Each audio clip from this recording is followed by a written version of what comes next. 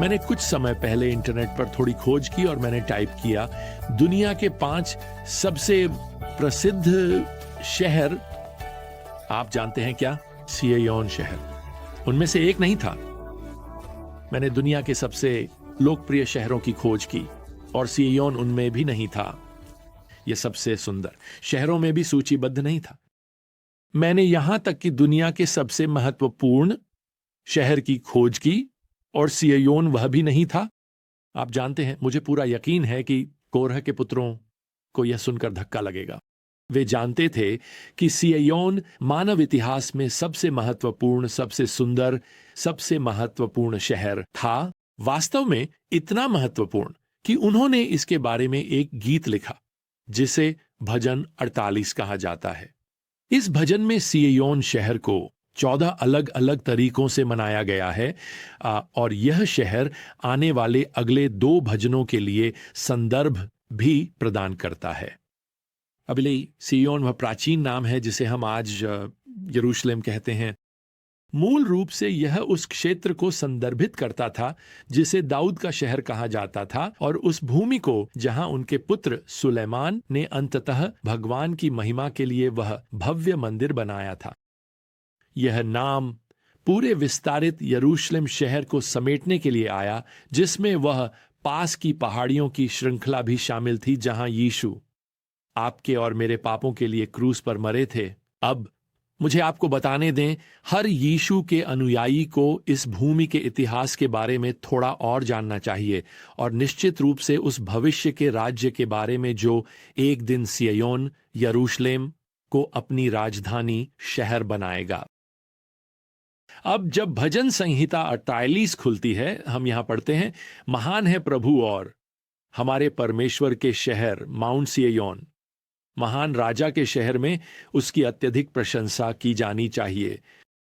अब भजनकार के दृष्टिकोण से सियोन का यह शहर इतना भव्य है कि इसके चारों ओर विशाल मोटी दीवारें हैं कि पद 5 हमें बताता है कि इस्राएल के दुश्मन इसे देखते हैं और वे भयभीत हो जाते हैं। वे वास्तव में घबरा जाते हैं और वहां से भाग जाते हैं।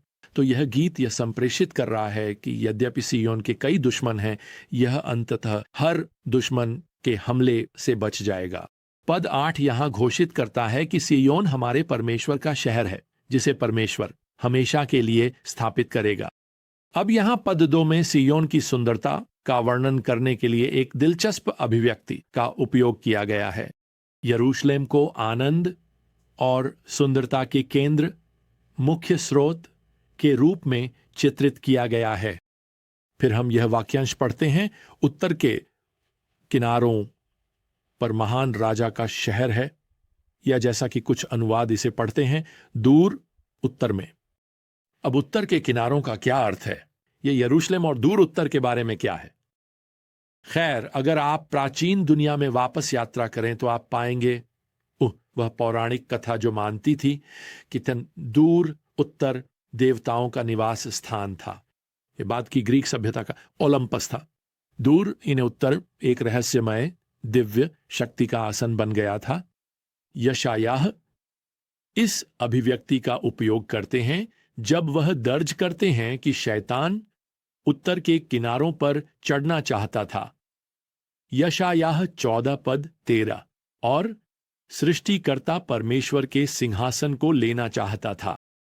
अब इसका मतलब यह नहीं है कि यशायाह मानते हैं कि अन्य देवता हैं, और इसका मतलब यह भी नहीं है कि यहां भजनकार मानते हैं अन्य देवता मौजूद थे, जैसा कि वह यरूशलेम का इस प्रकार वर्णन करते हैं। भजनकार वास्तव में यह कह रहे हैं, जो कोई भी यरूशलेम पर हमला करता है वह मानो दिव्य शक्ति के स्वयं के आसन पर हमला कर रहा हो। शक्तिशाली सिंहासन, अब से महान सिंहासन, वास्तव में एकमात्र सच्चे और जीवित परमेश्वर का एकमात्र सिंहासन वहां उत्तर में स्थित है। फिर से बस माउंट सियोन या यरूशलेम को देखें। दूसरी आयत कहती है कि यह उत्तर की ओर महान राजा का नगर पूरे पृथ्वी की खुशी है। इसकी तुलना इस दुनिया के शक्तिशाली लोगों से करें। भजनकार अपने अगले भजन 39 में उनके बारे में लिखते हैं, यहाँ 11वीं आयत में, हालांकि उन्होंने भूमि को अपने नामों से पुकारा, खैर उनमें से कुछ भी नहीं रहेगा। यह एक आम प्रथा है कि लोग जो चीजें बनाते हैं उन्हें देखें और फिर उनके नाम पर उनका नामकरण करें। उनमें से कुछ चीजें शानदार होती हैं। वे अपनी कंपनियों का नाम अपने नाम पर रखते हैं। वे कस्बों और शहरों का नाम अपने अंतिम नाम पर रखते हैं। उन्हें उनके नाम दिए जाते हैं। भजनकार कह रहे हैं, हां लोग ऐसा करते हैं, लेकिन यह अस्थायी है। हालांकि सिय्योन एक भूमि है जो हमेशा के लिए बनी रहेगी।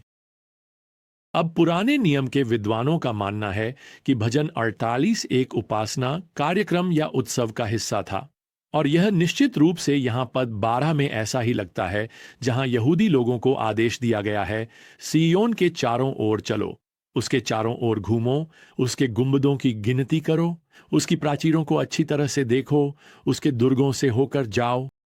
और उन्हें शहर के चारों ओर चलने के लिए क्यों कहा गया है? भजनकार कहते हैं ताकि आप अगली पीढ़ी को बता सकें कि यह परमेश्वर है, वह हमें हमेशा के लिए मार्गदर्शन करेगा।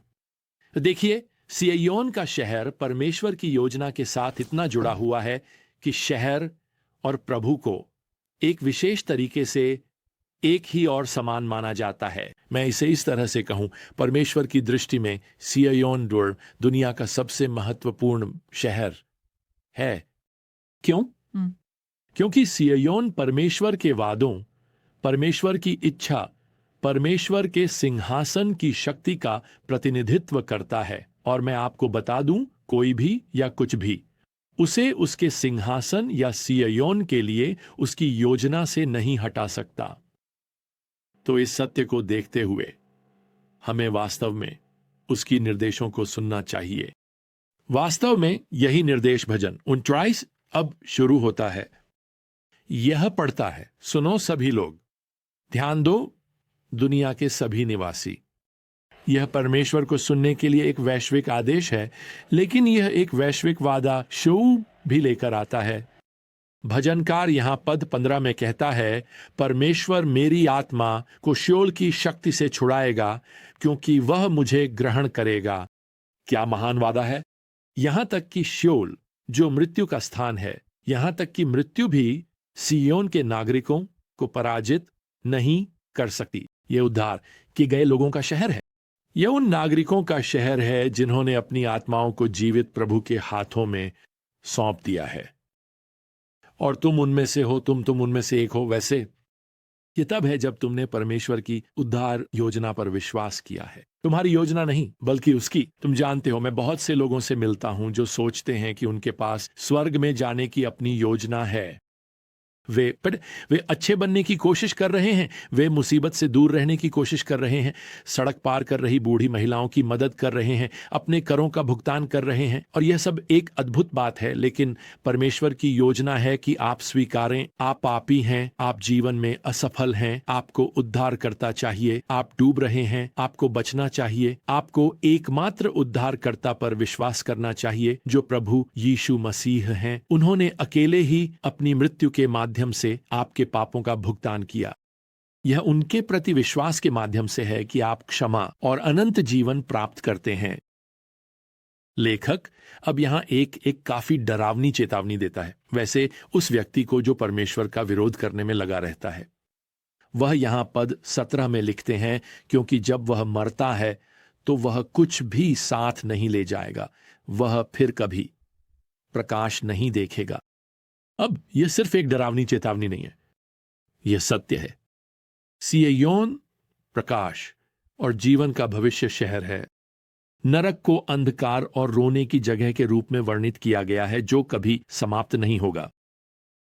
खैर, अब यहाँ भजन संहिता अध्याय 50 में हम इस भजन पर आते हैं जहाँ प्रभु हमें सही तरीके से उनकी आराधना करने के लिए कहते हैं। अब इसका मतलब यह नहीं है कि हमें आज बलिदान के लिए मवेशी लाने की आवश्यकता है। अब जब यीशु हमारे पापों के लिए मरने वाले परमेश्वर के मेमने बन गए हैं तो हमें और बलिदानों की आवश्यकता नहीं है। वास्तव में परमेश्वर यहाँ पद 10 में कहते हैं, जंगल का हर पशु मेरा है, 1000 पहाड़ियों पर मवेशी।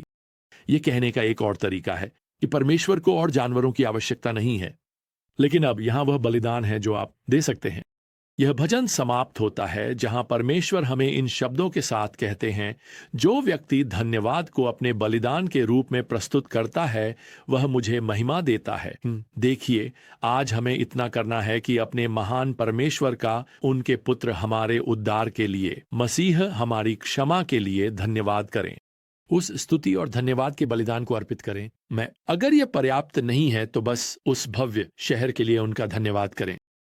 आप एक दिन सिय्योन में रहेंगे। प्रेरित यूहन्ना सिय्योन के बारे में प्रकाशित वाक्य अध्याय 21 में लिखते हैं, इसे सुनिए। वह कहते हैं, मैंने एक नया आकाश और एक नई पृथ्वी देखी, क्योंकि पहला आकाश और पहली पृथ्वी समाप्त हो चुके थे और समुद्र अब नहीं था। और मैंने पवित्र नगर नया यरूशलेम परमेश्वर से स्वर्ग से नीचे आते हुए देखा।